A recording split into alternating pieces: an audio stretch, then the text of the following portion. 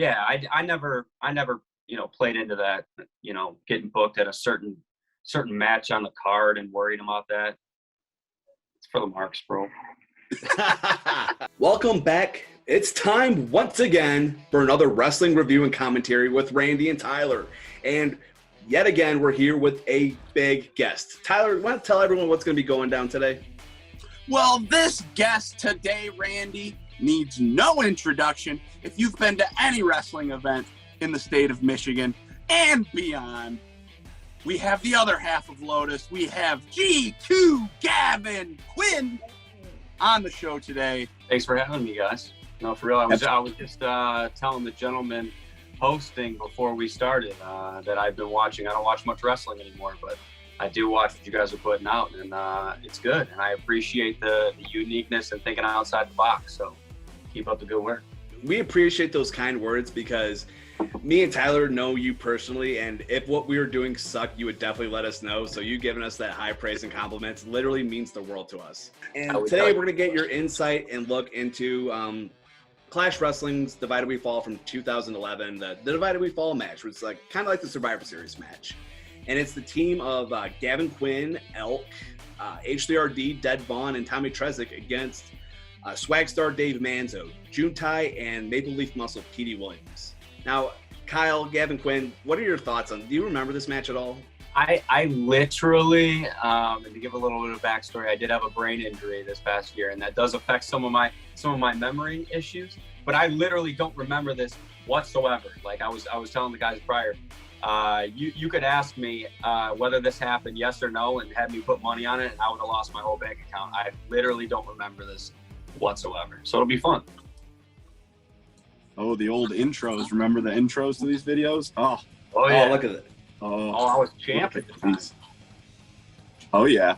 You didn't say Austin Manix was in this. I forgot Big Kev was in this. Holy smokes. Yep, Big Kev. We got Dave Manzo, not Sepultura de Manzo. Petey Williams. Paul Miller.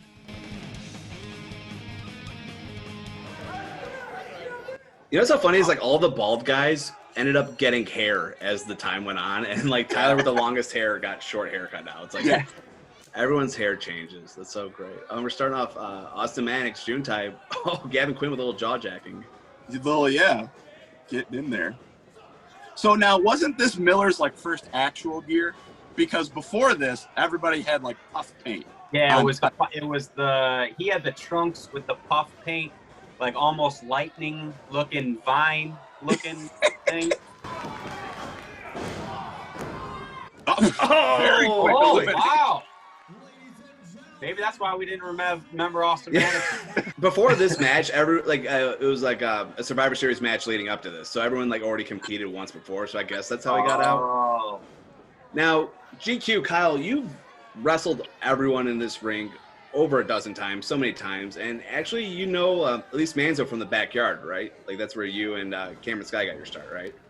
Yeah, we all started in the backyard together. It was me, Cameron Sky, Dave Manzo. Rave, my old tag partner, my first tag partner. There was quite a few of us. Like Justin Main was in the backyard with us at one time. Yeah, that's how we started. We started in the backyard, and then went all got trained and wrestled each other a million times, and got some CTE and some good memories. Well, here comes, what is this? This is going to be an Arabian press, if I'm not mistaken, right? Oh, I'm arguing with Gory about something. No, I'm gonna get the old boot, one of the 5,000 to the face that Miller's giving me over time. So this is Brian Gory trying to get control. Everybody's diving, everybody's outside the ring. He's trying to get some control here. But the no avail, though, is Juntai disrespecting the rules. This is the old spot. I think Brian's gonna get upset from all this diving here. Yeah. And I think he might take it out on the group on the floor. Well, there's Petey imploring him, Manzo imploring him to do a dive of his own. Yep, onto the heels.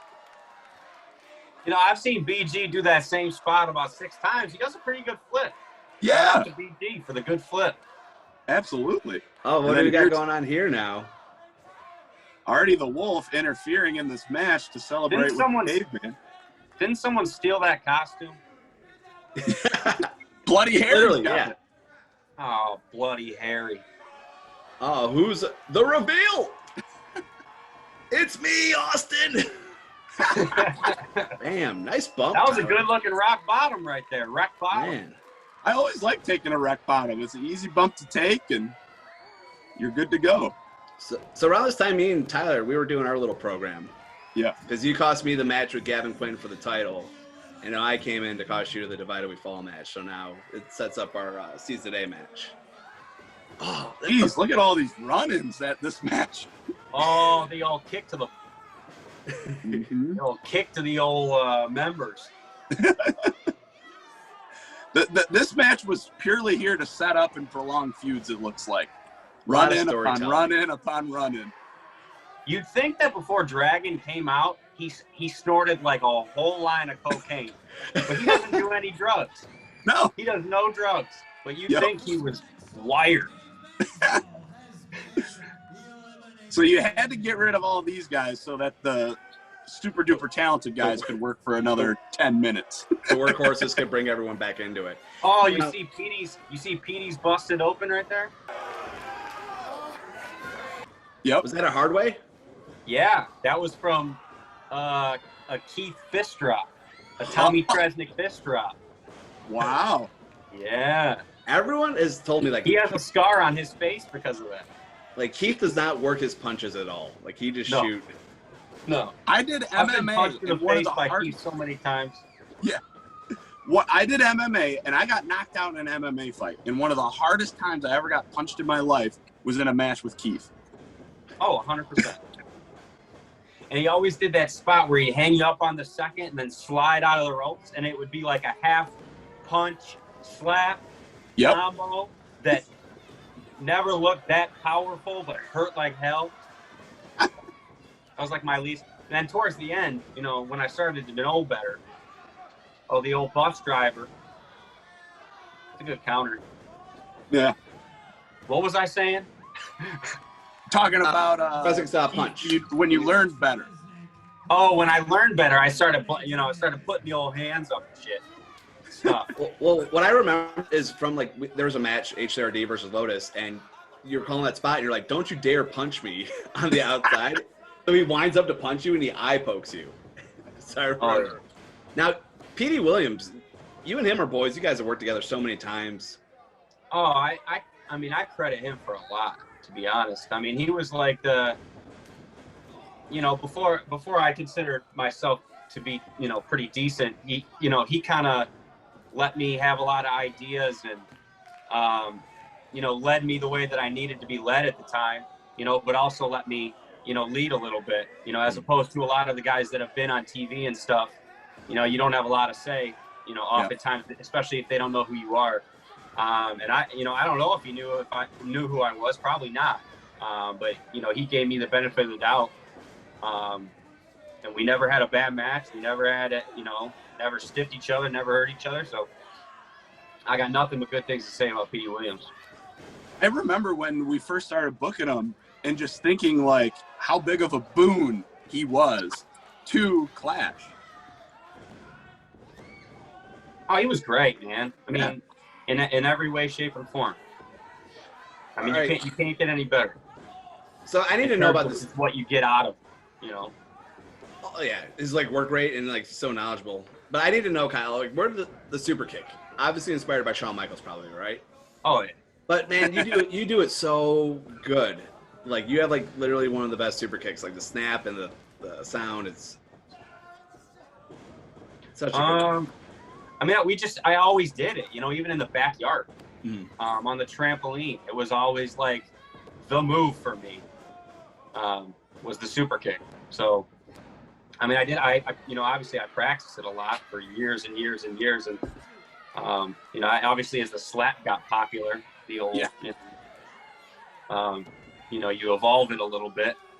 So And I appreciate your setup that the guy's on his knees for it. So Yes. it's like a lot of ways you could reverse it and a lot of things you could do with it. Whereas like I didn't make that up, but I was one of the first guys to use it as a finisher for sure. Yeah. Like I didn't know anybody at the time that was using it as a finisher, but I remember Tyler Black using it one time in like ROH or something. And obviously I could be wrong. There could have been somebody using it before him, but he was the first one that I saw before he was real big. Reversed it into. Oh, That's gotta be it. Big kick out. You can't Look believe at the way he lead to the referee. That's such like a good, like that's the stuff. His when facial forever. expressions, like everything, like in wrestling, you don't want to waste a single movement or motion. And Gavin Quinn always makes the most of it. He's so like you are so fucking good, dude. Like everything you do makes sense and means something. Oh, thanks, man. I mean, it's funny because that looked good. Yeah.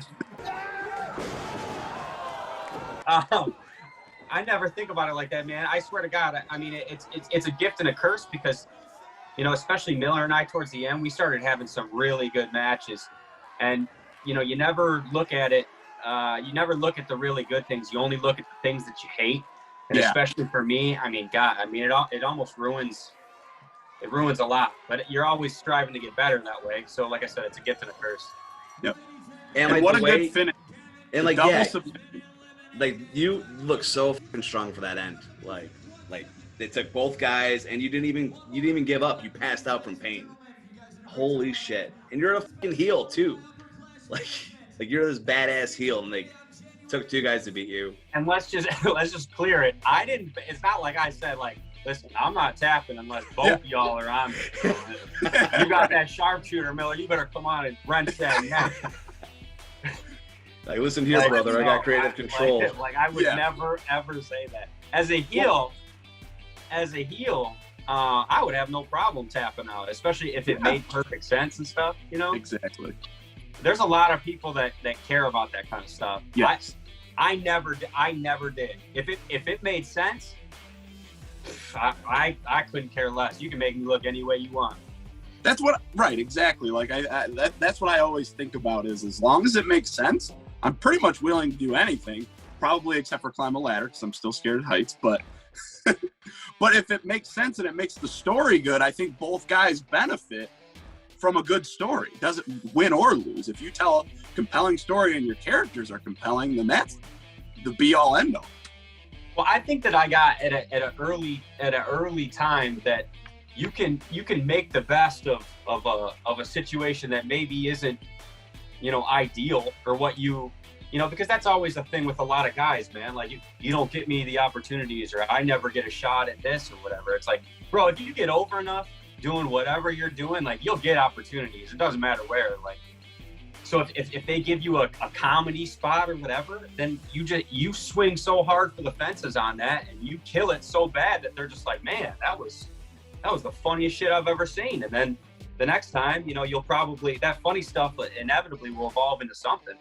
Right. Yeah, I never, you know, played into that, you know, getting booked at a certain match on the card and worried about that. It's for the marks, bro. So looking back, what did you think of that match? I thought it was good. I mean, it was entertaining.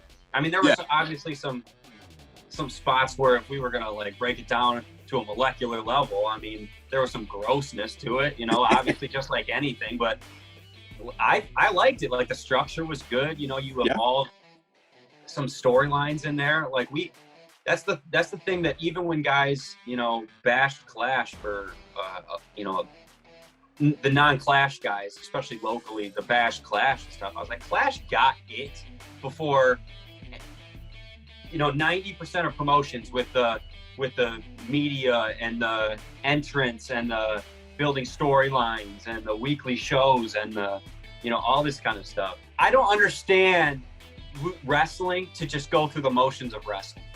Yeah. Like, I don't understand that. And that's what I see 90% of guys do. And the 10% that aren't doing that, it looks like they're all making it somewhere. Mm-hmm. I have to admit that match still holds up. It was incredible to rewatch that with two guys I consider really good friends, and to get your insight, Kyle, I appreciate it, and we definitely got to have you on again. What do you think, Tyler? We definitely got to have Kyle back on. Of course. No.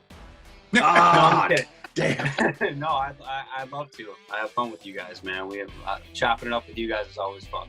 So anytime. Well, if you like what you've seen here, make sure you like, share, subscribe. It really helps the channel out. If you want to see us do commentaries over any other matches, or if you have a match you want to see Gavin Quinn do a commentary over with us, just let us know. Leave a comment. I had a lot of fun. What about you, Tyler? Oh, yeah, tons of fun. But, I mean, I think there's one more thing we got to ask him to do, right, Randy? Oh, hold on. We got to notice, right? Notice we got to notice. Notice the lotus. Come on, GQ, do it. Do the pose. Notice the lotus. Come on. You guys are fucking marks.